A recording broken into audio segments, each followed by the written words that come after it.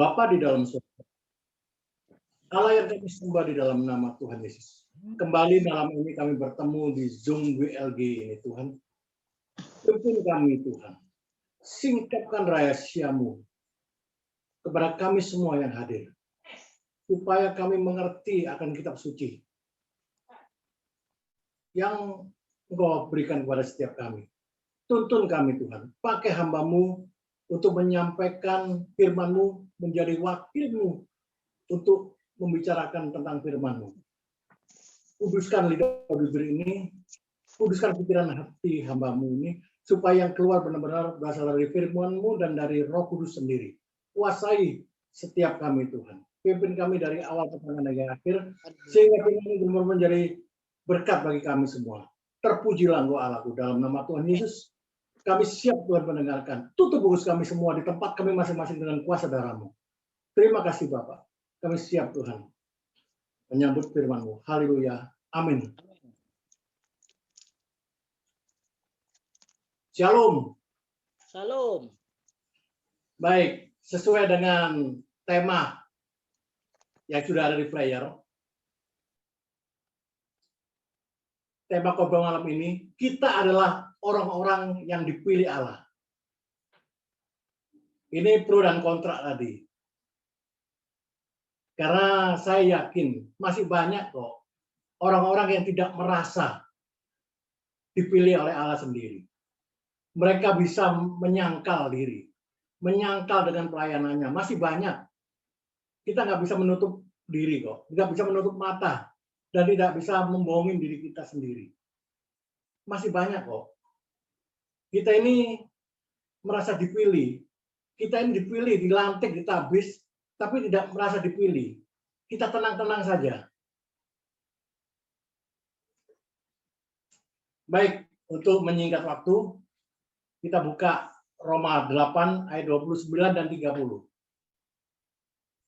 Roma 8 ayat 29 dan 30. Firman Tuhan bunyi demikian. Sebab semua orang yang dipilihnya dari semula, mereka juga ditentukannya dari semula menjadi serupa dengan gambaran supaya ia anaknya itu menjadi yang sulung di antara banyak saudara. Dan mereka yang ditentukan dari semula, mereka itu juga dipanggilnya. Dan mereka yang dipanggilnya, mereka itu juga dibenarkannya. Mereka yang dibenarkannya, mereka itu juga dimuliakannya. Luar biasa firman hari ini. Sebenarnya tidak perlu diartikan secara teologi. Ini terlihat nyata dan ini gamblang sekali. Baik, kita pecahkan firman ini, kita kupas satu persatu. Ayat 29. Kita adalah orang-orang yang dipilih Allah. Ayat 29a. Sebab orang yang dipilihnya dari semula. Kalau kita dari semula, tentunya dari utama. Ada dua. Dari semula itu mungkin saat dunia dijadikan atau Allah masih surga. Ya, ada dua ini. Kalau pandangan saya sih mungkin yang dikatakan dari semula masih di surga. Jadi kita ini yang dipilihnya dari semula ini sudah direncanakan di surga. Banyak orang yang dipanggil, tetapi sedikit yang dipilih. Matius 22 ayat 14. Kita ini banyak yang dipanggil, bahkan ingin dipanggil. Tapi sedikit yang dipilih. Di dalam sedikit yang dipilih itu, berbahagialah kalau ada kita.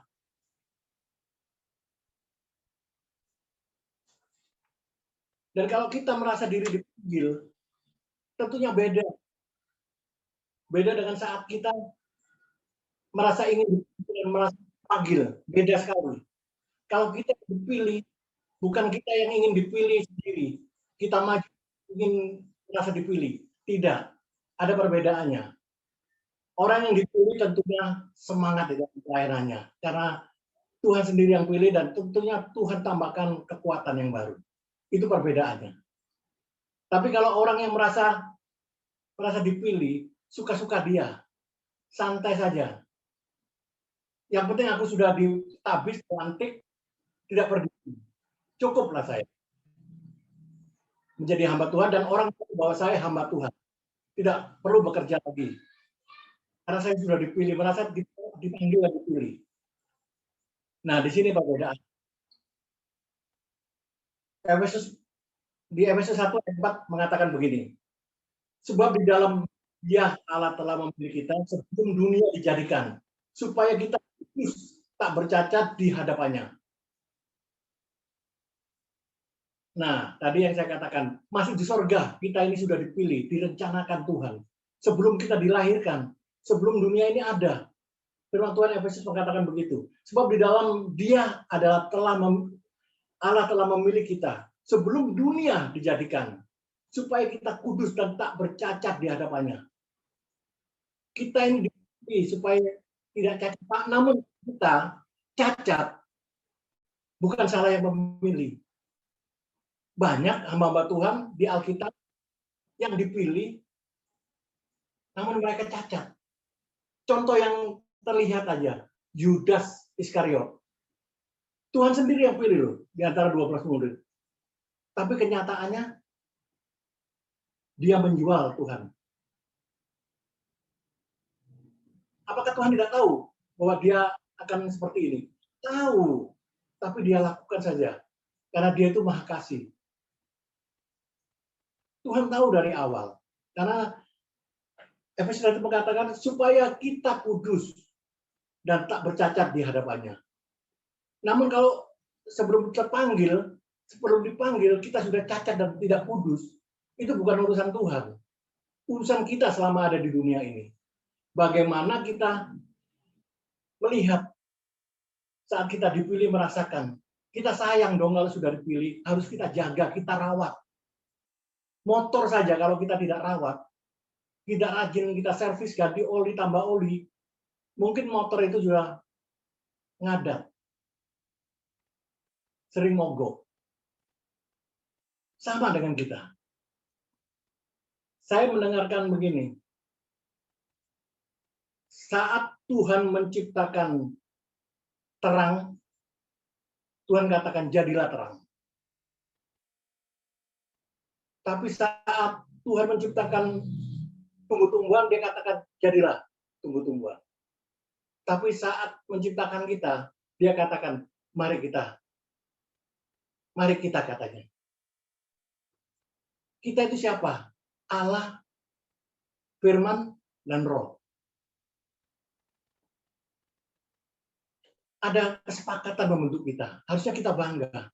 Tapi banyak dari kita dipilih itu tidak bangga. Ayat 29b. Kalau dapat ayat tadi itu jangan dibatasin aja supaya saya tidak lari dari ayat ini, tetap di situ-situ aja. Ayat 29b yang kedua. Mereka juga ditentukannya dari semula untuk menjadi serupa dengan gambarannya.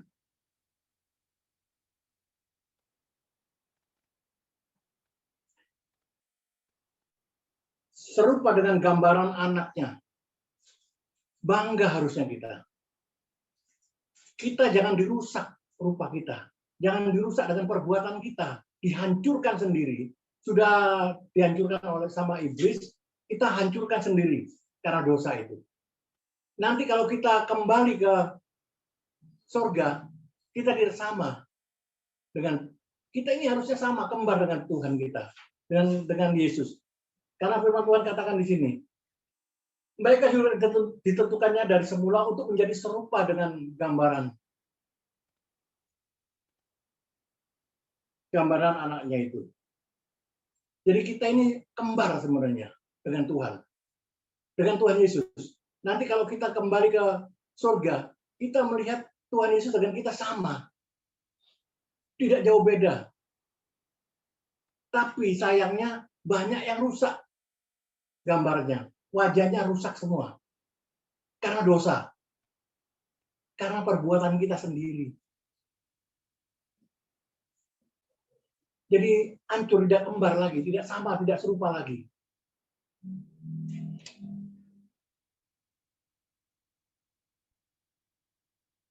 Yang ketiga, ayat 29 C. Supaya ia anaknya itu menjadi yang sulung di antara banyak saudara. Harusnya kita bangga. Kita ini adik-adiknya loh. Karena Tuhan katakan, dia akan menjadi yang sulung di antara banyak saudara. Saudara banyak, kita semua yang ada di sini ini saudara. Kita nanti kalau pulang ke surga, sama semua mukanya. Sekarang aja berbeda-beda mukanya. Saya dengan Pak Esron udah beda mukanya. Saya dengan Pak Pojan tadi beda. Saya dengan Pak Makmur beda. Saya dengan Pak Bandar beda. Karena Pak Bandar kumisnya tebal. Tapi nanti kalau di surga, mungkin sama kita mukanya.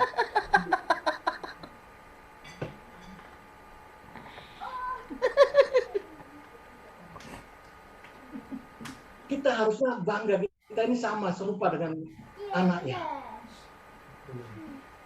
Dan kita ini diakuin di ayat 29 tadi, supaya ia anaknya menjadi yang sulung di antara banyak saudara. Kita ini diakuin saudara yang bungsu.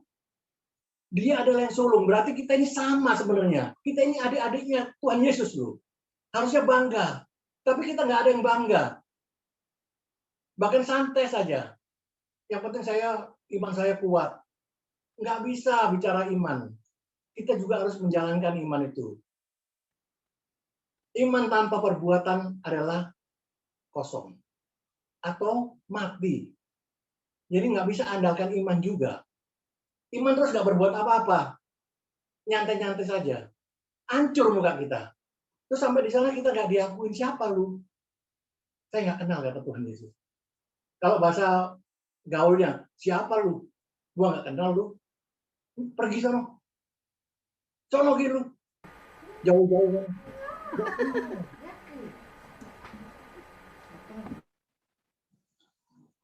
Nah, seperti ini sedih nggak kita kalau nantinya pulang? Banyak orang itu terlalu nyantai. Apalagi sudah merasa diri hamba Tuhan, nggak mau melakukan. Padahal Tuhan Yesus sendiri nggak ada lelahnya, nggak ada capeknya. Dia terus menginjili. Mencari jiwa terus. Nah, kita boro-boro menginjili. Dekat dengan Tuhan aja nggak mau kita. Berdoa, cara dekatnya bagaimana?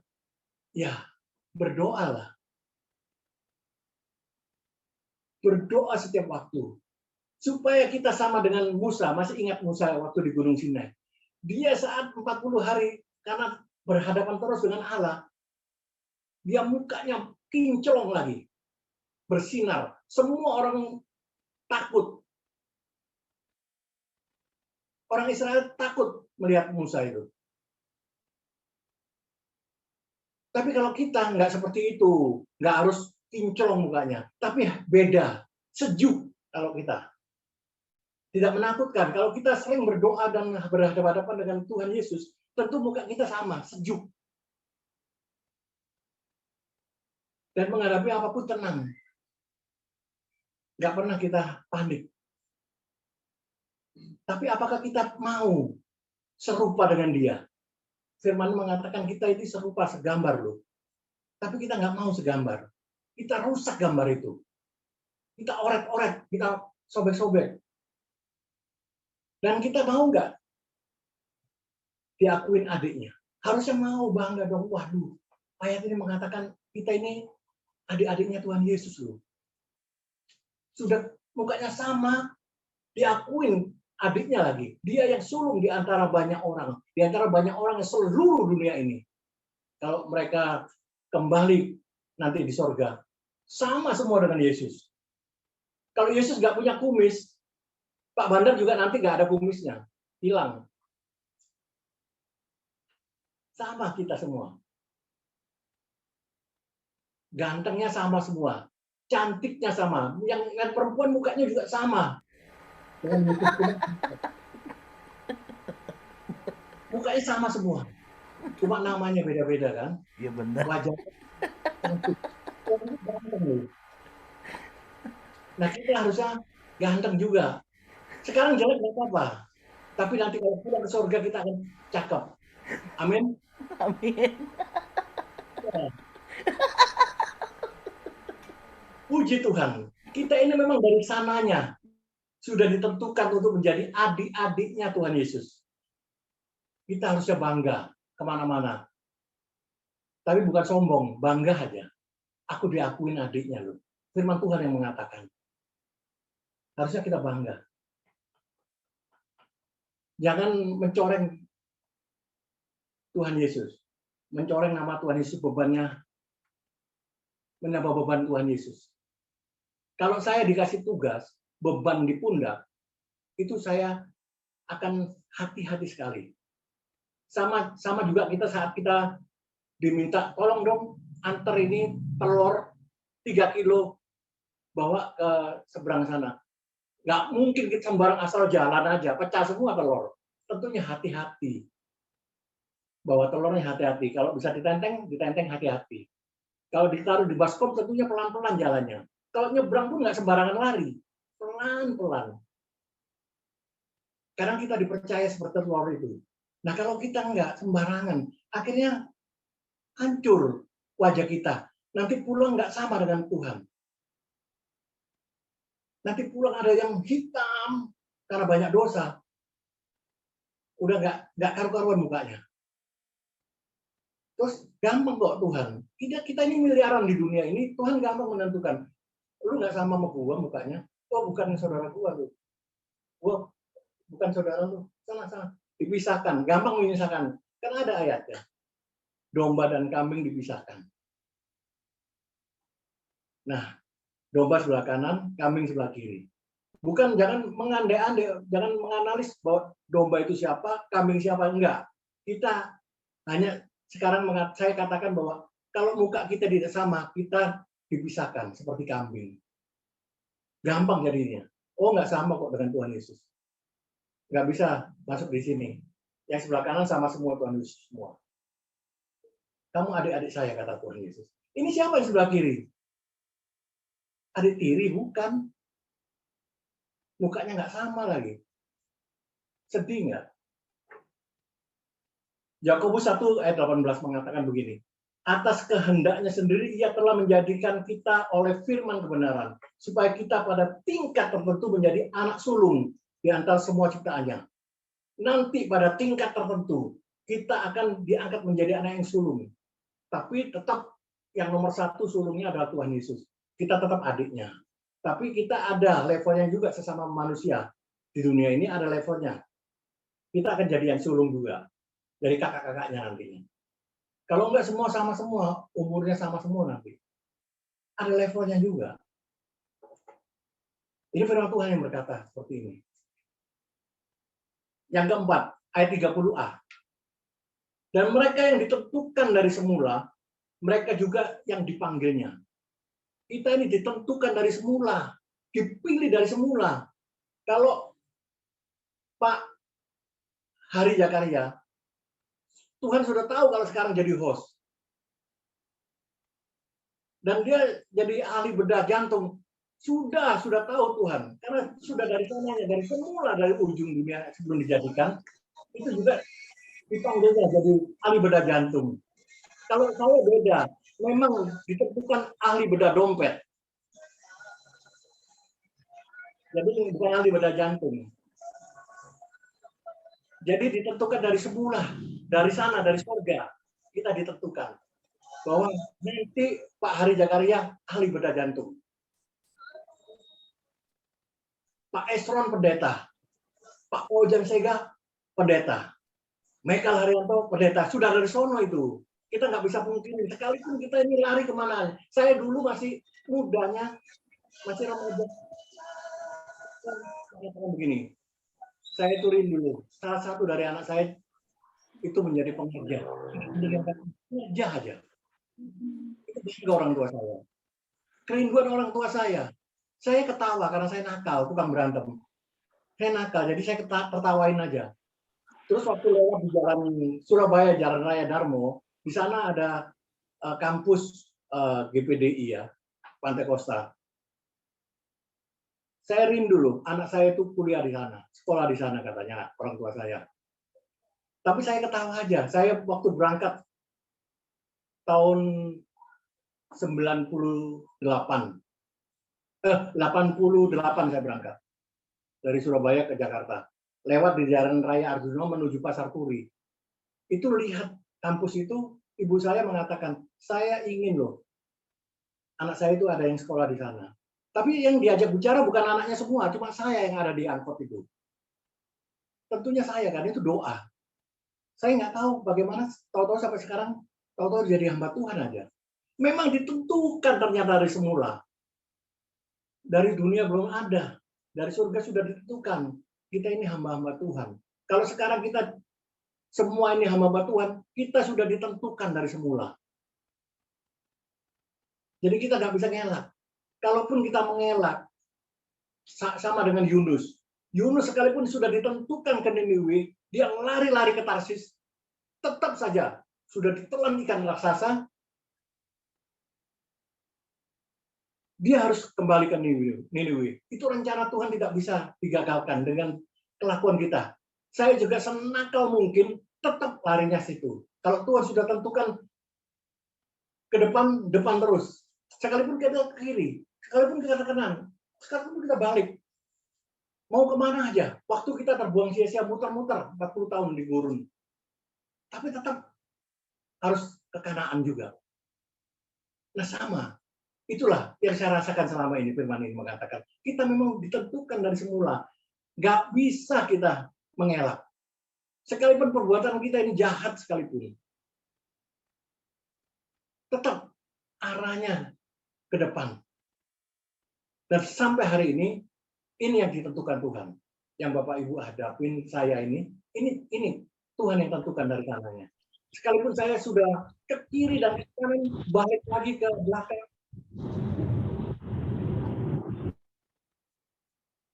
Yang saya lucu, saya itu pengen kuliah, tapi masih usia dewasa lah. Ukuran saya baru punya anak satu, itu nggak punya pemikiran untuk kuliah. Tapi setelah punya anak 3, umur baru sudah 50, baru kuliah. Ukuran manusia terlambat, tapi kata Tuhan tidak ada kata terlambat. Maju terus. Jadi kalau kita semangat, kalau kita ada di dalam Tuhan dan kita merasa kita ini dipilih oleh Tuhan, tentu yang ada semangat di dalam ini. Di dalam tubuh ini ada semangat membara. Bayangin aja, saya ini dari remaja itu bandel sekali.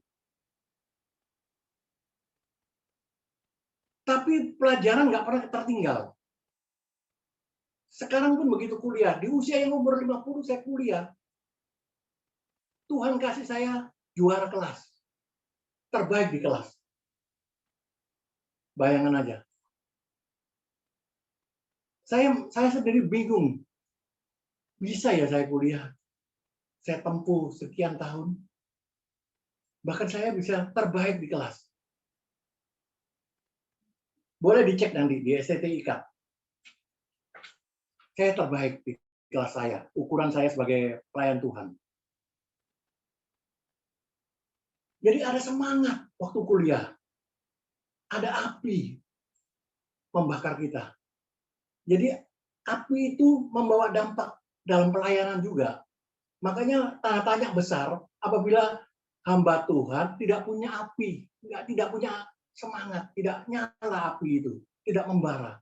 Ada pertanyaan yang sangat besar sekali. Benar nggak kita dipilih? Atau kita lari dari pilihan itu? Benar nggak kita ini ditunjuk Tuhan? Kita ini dipilih Tuhan. Nah, kalau kita dipilih Tuhan, kita mau lari kemana aja, tetap ditangkap Tuhan. Nggak bisa kita lari kemana-mana. Baik ke kiri selama-lamanya, ke kanan selama-lamanya, balik putar ke belakang selama-lamanya. Nanti toh ke depan juga, sampai juga ke Kanaan. Kita yang memang ditentukan sebagai garam dunia dan terang dunia.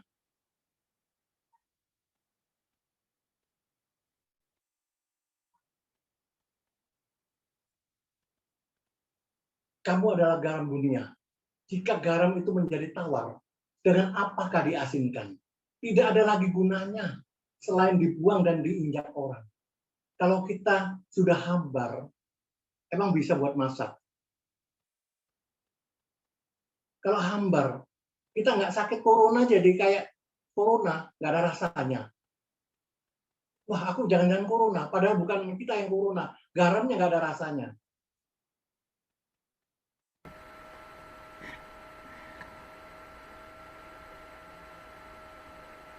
Kelima, ayat 30b. Dan mereka yang dipanggilnya, mereka juga dibenarkannya. Kita ini sudah dipanggil, kita juga dibenarkan. Sekalipun kita nggak benar, kita ini orang bejat. Ukuran manusia, manusia bisa ngecap kita, dicap kita. Nggak layak lu jadi hamba Tuhan. Tapi ukuran Tuhan beda dengan ukuran manusia. Manusia selalu di kelas di bawah dia. Harus aku yang terbaik. Pasti begitu. Oh, Pak Michael Haryanto nggak cocok dari hamba Tuhan. Aku yang cocok katanya. Biasanya begitu. Kita ini kalau sudah merasa dipanggil Tuhan, nggak usah khawatir. Kita dibenarkan kok. Masa lalu kita yang gelap itu seperti merahnya kermisi, Tuhan sanggup putihkan seperti salju. Nggak usah khawatir. Tetap layani Tuhan aja. Kalau Tuhan sudah memilih kita, ibaratnya kita ini anak kecil yang nakal, yang bandel. Saya mau tanya Pak Hari, kalau anaknya bandel, Pak Hari marahnya seumur hidup enggak? Enggak kan? Marah paling kalau itu ini apa berbuat baik kita tertawa-tawa. Lucu anak kita. Sama, kalau kita seperti itu dengan anak kita, Tuhan juga gitu dengan kita. Sekalipun kita bandel kayak apa aja, kalau kita kembali. Dan kalau kita kembali kepada Tuhan, kita dilupakan semua kesalahan itu. Kita dibenarkan. Saya bangga jadi hamba Tuhan. Kalau saya membaca ini, saya merasakan terpuaskan sekali. Jadi masa lalu yang saya yang kelam, itu hilang. Jadi ibu yang suka main ayunan di telinga, masih ingat ya, main ayunan apalagi yang perempuan yang punya anting. Diberi semua ayunan di telinga itu. Itu kamu nggak layak. Kamu nggak layak jadi hamba Tuhan. Tapi kalau baca ayat ini, jangan aja terus. Apa lu iblis ngomong begitu? Tuhan katakan, aku dibenarkan ya. Jalan yang tenang aja kita. Bangga ya. Bangga punya Tuhan yang baik itu. Dia tidak pernah menyalahkan kita sebenarnya. Kita aja yang merasa salah diri. Salah tingkah. Sama dengan Adam dan Hawa waktu makan buah terlarang. Dia takut dengan bunyi kakinya Tuhan. Dia takut. Nah, sama dengan kita. Masa lalu kita kelam, otomatis menuju kebenaran itu grogi kita. Tapi kalau kita baca ayat ini, kita ini sudah dipanggilnya, tapi kita dibenarkannya juga, jadi nggak usah khawatir. Roma 3 ayat 23. Karena semua orang telah berbuat dosa dan telah kehilangan kemuliaan Allah. Tapi 24-nya mengatakan begini, dan oleh kasih karunia telah dibenarkan dengan cuma-cuma karena penebusan dalam Kristus Yesus. Amin. Di dalam ayat 23, semua orang telah berbuat dosa dan telah kehilangan kemuliaan Allah. Tapi ayat 24-nya menangkis. Dan oleh kasih karunia telah dibenarkan dengan cuma-cuma, gratis, nggak bayar. Karena penebusan di dalam Kristus Yesus. Bangga nggak kita punya Tuhan seperti Tuhan Yesus? Kita yang dulunya bejat, jat, yang udah hitam, tem. Saat kita dibaptis terima Yesus, putih lagi. Yang sudah bejat dibenarkan oleh Tuhan. Bangga harusnya. Harusnya kita melayani dengan sungguh-sungguh. Bahwa kita ini bukan hanya dibenarkan saja, tapi kita diakuin adiknya loh. Dan kita ini serupa dengan gambaran anaknya. Luar biasa nggak? Kita ini dipahat muka kita sama dengan dia. Mazmur 32 ayat 1 dan 2. Dari Daud. Nyanyian pengajaran. Berbahagialah orang yang diampuni pelanggarannya, yang dosanya ditutupinya. Tuh, Tuhan Yesus katakan begitu. Berbahagialah manusia yang kesalahannya tidak diperhitungkan Tuhan dan tidak berjiwa penipu. Kalau kita sudah ditutup, kesalahan kita dipendam semuanya, Jangan maunya jiwa penipu, jangan berbohong. Kalau kita memang dipilih Tuhan, lakukan bagian kita. Aku ini adiknya Tuhan loh. Aku ini segambar dengan Tuhanku. Lakukan bagian kita. Jangan menipu. Menipu diri sendiri, menipu orang banyak. Karena pekerjaan iblis adalah tipu menipu. 378. Tipu-tipu itu kerjaan iblis. Kalau tipu-tipu tidak sendiri, rangkaian berantai. Kalau satu kita tipu, yang lain kita akan tipu. Pasti begitu. Contohnya begini, gampang kok. Waktu saya ditelepon Pak Hari umumnya, Pak Hari, Zakaria telepon saya. Terus saya katakan, Pak Hari maaf, hari ini saya ada acara Pak, nggak bisa datang Pak. Saya nggak bisa ikut Zoom. Saya ada acara pernikahan. Besok ditanya oleh Pak Roni, Pak Michael kemarin nggak hadir kemana? Wah maaf Pak, saya kemarin ada acara pernikahan hajatan Pak. Kan udah 2 orang dibohongin. Yang sama. Terus berantai Pak, supaya tidak ketemu. Itu namanya berantai. Iblis itu ajak seperti itu. Tidak satu putus. Terus diikat kita. Tapi kasih Tuhan tidak Pak. Dia coba putuskan semua itu. Dia lupakan kejahatan kita. Kita dibenarkannya. Makanya kita kalau nggak sungguh-sungguh kepada Tuhan, rugi kalau kita main-main.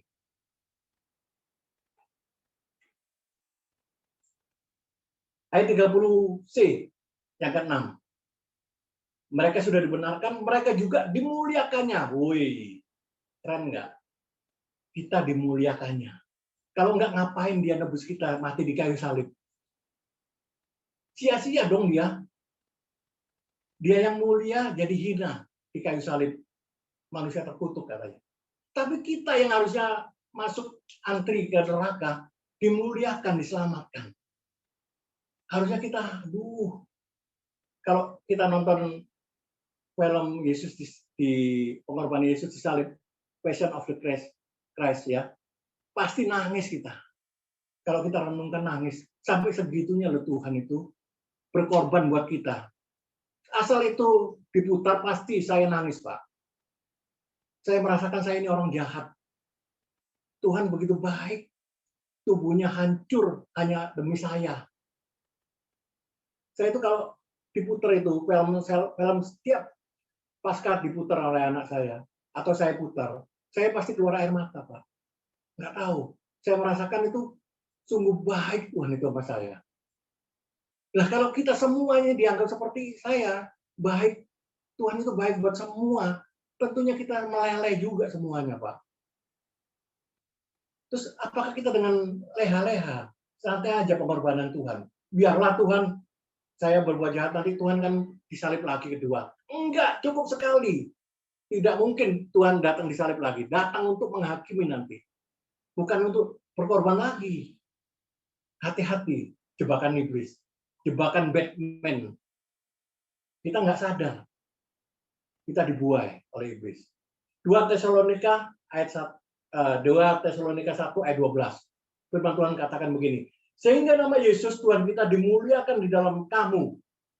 Kamu di dalam Dia. Menurut kasih karunia Allah kita dan Tuhan Yesus Kristus. Di Roma 8 ayat 30C tadi mengatakan mereka juga dimuliakannya. Setelah dibenarkan dimuliakannya. Dikuatkan oleh 2 Tesalonika 1 ayat 12. Sehingga nama Tuhan Yesus, Tuhan kita dimuliakan di dalam kamu. Dan kamu di dalam Dia. Bangga enggak sih? Dia ada di dalam kita, kita di dalam Dia.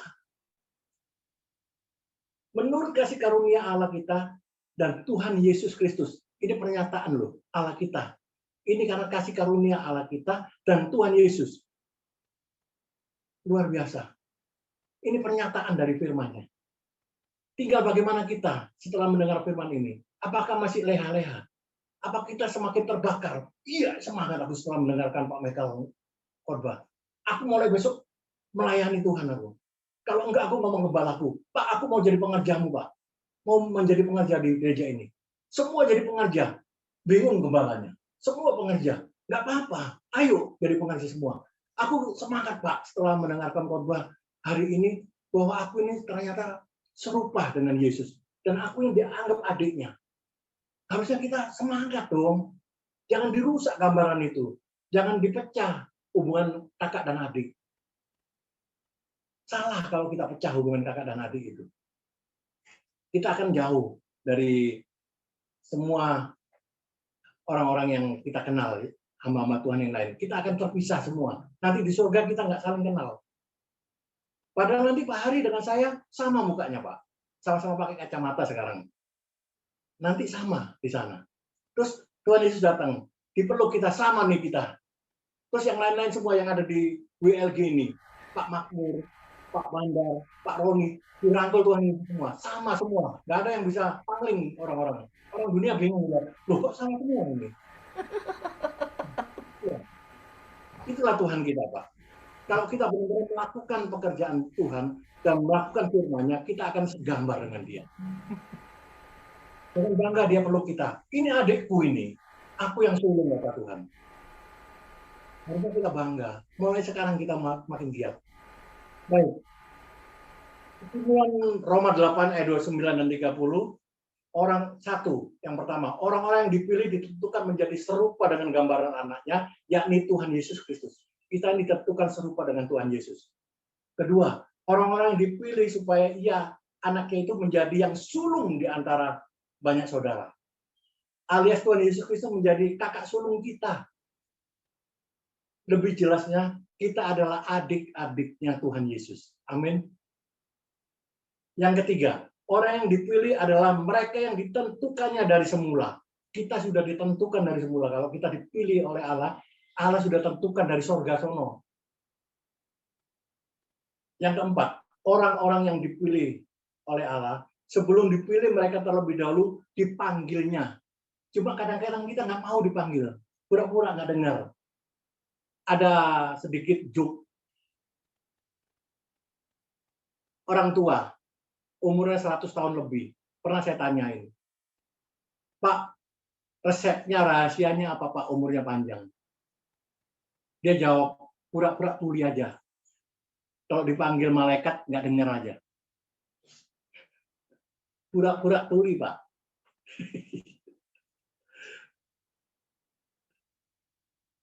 Yang kelima, orang-orang yang dipilih oleh Allah adalah mereka juga yang dibenarkan. Jadi nggak usah khawatir, Pak, kalau masa lalu kita kelam. Kita tetap dibenarkan. Masa lalu boleh kelam. Masa lalu boleh jahat. Tapi kalau Tuhan panggil dan pilih kita, Tuhan benarkan kita. Amin. Yang keenam, orang-orang yang dipilih selain dibenarkan, mereka juga dimuliakan, diangkat kita. Harusnya bangga. Mulai hari ini kalau dengar firman, iya ya, aku harusnya bangga dong jadi anak Tuhan. Jadi adiknya Tuhan. Jadi serupa dengan Yesus. Itu saja firman malam ini. Tidak saya panjangkan. Biarlah firman ini menjadi berkat buat kita semuanya. Dan kita semakin sadar bahwa kita adalah saudara Tuhan Yesus. Segambar dengan Tuhan Yesus. Mari kita berdoa. Bapa di dalam surga, terima kasih Tuhan. Firman-Mu melalui Roma 8 ayat 29 dan 30. Kami ini sangat bangga sekali punya Allah seperti Engkau Tuhan.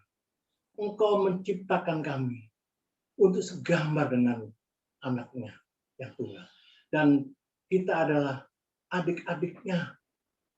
Di antara saudara yang banyak, dia adalah yang sulung Tuhan Yesus. Terima kasih Tuhan. Dan kita yang sudah kelam hidup kita dibenarkan. Dan bukan hanya dibenarkan, namun dimuliakan. Tuhan baik. Sebenarnya kami tidak pantas Tuhan. Engkau panggil. Namun karena Engkau ini memiliki kasih yang besar, Engkau tidak memperhitungkan setiap salah dan dosa kami. Terima kasih Tuhan Yesus. Engkau baik, sangat baik, teramat baik. Terima kasih Tuhan, firman-Mu sudah selesai. Biarlah firman yang sudah selesai ini, Roh Kudus terus meteraikan di dalam hati kami masing-masing. Sehingga setiap kata firman yang keluar dari bibir hamba, yang benar berasal dari-Mu, yang salah berasal dari diri hamba sendiri. Tuhan, buat setiap firman tumbuh di hati kami masing-masing dan berbuah yang lebat. sehingga buahnya dapat dirasakan orang-orang di sekitar kami. Dan kami semakin semangat, karena Tuhan ternyata adalah saudara kami. Dan Tuhan adalah serupa dengan kami. Terima kasih Tuhan. Haleluya. Dalam nama Tuhan Yesus kami sudah berdoa. Amin.